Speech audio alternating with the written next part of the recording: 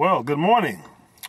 Whack-ass Wrestling Entertainment has just fired a longtime top executive, Lisa Lee Fox, who was promoted to Executive Vice President of Content, which means she reported directly to Vince McMahon himself, was fired.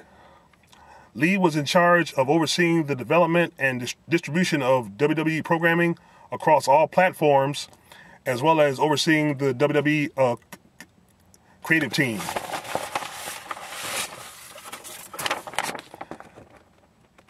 The word received was that Lee was let go because she basically checked out after being promoted.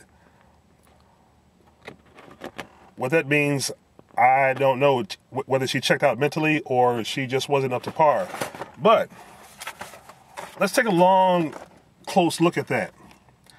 She was the top executive vice president of content, overseeing the development of distribution and WWE programming across all media platforms, and overseeing the WWE creative team.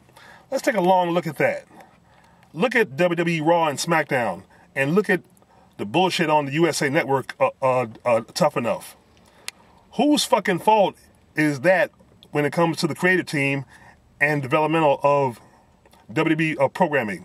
Doesn't Vince and Stephanie have the final say?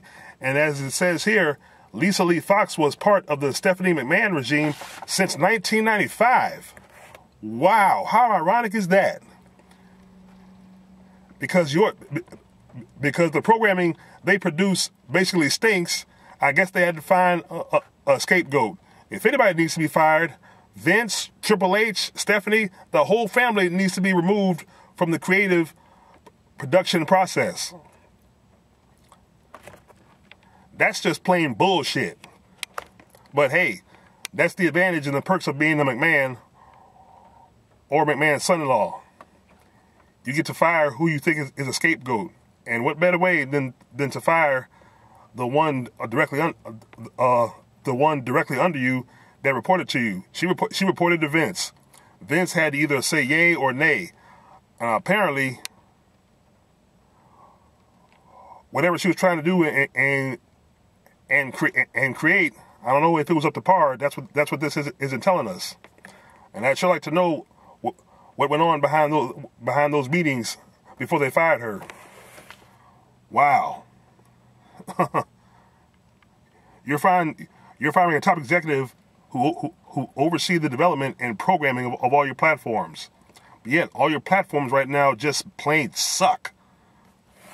You have no exciting stars on your roster. Your up-and-coming stars, maybe one or two might make it, unless you change what they created. You know, Finn Balor, who just won the NXT title, seems to be pretty popular.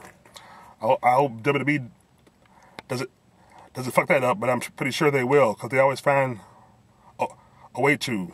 Kevin Owens is getting over.